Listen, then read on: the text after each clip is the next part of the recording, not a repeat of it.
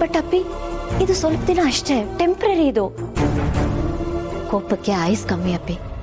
ಕೊನೆಗುಳಿಯೋದು ಸಂಬಂಧ ಮಾತ್ರ, ಪ್ರೀತಿ ಮಾತ್ರ, ಅದೇ ಮುಖ್ಯ. ನೋಡು, ಈಗ ನಿನ್ಗೆ ಒಂದೊಳ್ಳೆ ಸ್ಥಾನ ಸಿಕ್ಕಿರ್ಬೋದು, ಶ್ರೀಮಂತಿಗೆ, ದುಡ್ಡು ಎಲ್ಲಾನು ಸಿಕ್ಕಿರ್ಬೋದು. ಆದ್ರೆ ಒಂದಪ್ಪಿ, ಪ್ರಪಂಚದಲ್ಲಿ ದುಡ್ಡು ಕೊಟ್ರೆ ಏನ್ ಬೇಕಾದ್ರೂ ಸಿಗುತ್ತೆ, ಏನ್ ಬೇಕಾದ್ರೂ.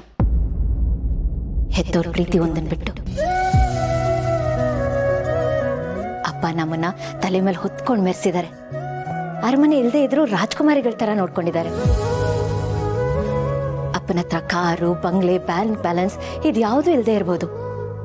ಆದ್ರೆ ಖುಷಿಗೆ, ಸಂತೋಷಕ್ಕೆ, ನೆಮ್ಮದಿಗೆ ಯಾವ ಕೊರತೆನೂ ಇಟ್ಟಿಲ್ಲ. ನಾವೆಷ್ಟು ಸಂತೋಷವಾಗಿದ್ವಿ ಅಲ್ವಾ ಅಪ್ಪಿ?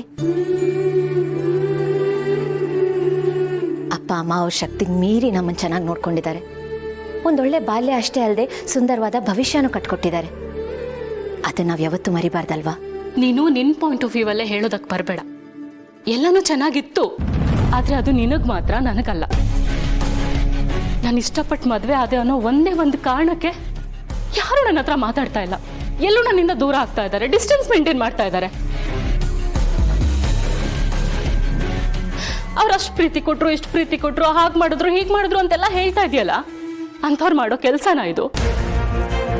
ಮಗಳು ಅನ್ನೋದನ್ನು ಮರೆತು ಅವ್ರಿಗೆ ಅವ್ರ ಹಠನೇ ಜಾಸ್ತಿ ಆಗೋಯ್ತಾ? ಅಪ್ಪಿ, ಆಗ್ಲೇ ಹೇಳಿದ್ನಲ್ಲ ಇದೆಲ್ಲ ಟೆಂಪ್ರರಿ ಅಂತ. ಸ್ವಲ್ಪ ಟೈಮ್ ಕೊಡು, ಎಲ್ಲಾನು ಸರಿ ಹೋಗುತ್ತೆ. ಮಗಳು ಅನ್ನೋದು ಅವ್ರಿಗೂ ಇರುತ್ತಲ್ವಾ? ಪ್ಲೀಸ್ ಸ್ವಲ್ಪ ಪೇಷನ್ಸ್ ಇಟ್ಕೋ, ಎಲ್ಲ ಸರಿ ಹೋಗುತ್ತೆ, ಎಲ್ಲಾನು ಒಂದು ಹಂತಕ್ಕೆ ಬರುತ್ತೆ. ಏನು ನನಗೆ ಸಮಾಧಾನ ಮಾಡಬೇಕು ಅಂತ ಹೇಳ್ತಿದ್ಯಾ ಅಷ್ಟೆ. ನನಗದ್ರಲ್ಲಿ ಯಾವುದ್ರಲ್ಲೂ ನಂಬಿಕೆ ಇಲ್ಲ. ಅವ್ರು ಮಾಡಿದ ಸಾಲ್ತು ಅಂತ ಈಗ ನೀನು ನನ್ನ ಮೇಲೆ ಕೈ ಮಾಡಿಬಿಟ್ಟೆ ಅಲ್ಲ? ಸಾರಿ ಅಪ್ಪಿ, ಪ್ಲೀಸ್ ನನ್ನನ್ನು ಕ್ಷಮಿಸ್ಬಿಡು. Really very sorry. ನನಗೆ ತುಂಬಾ ನೋವು ಕೊಟ್ಬಿಟ್ಟೆ.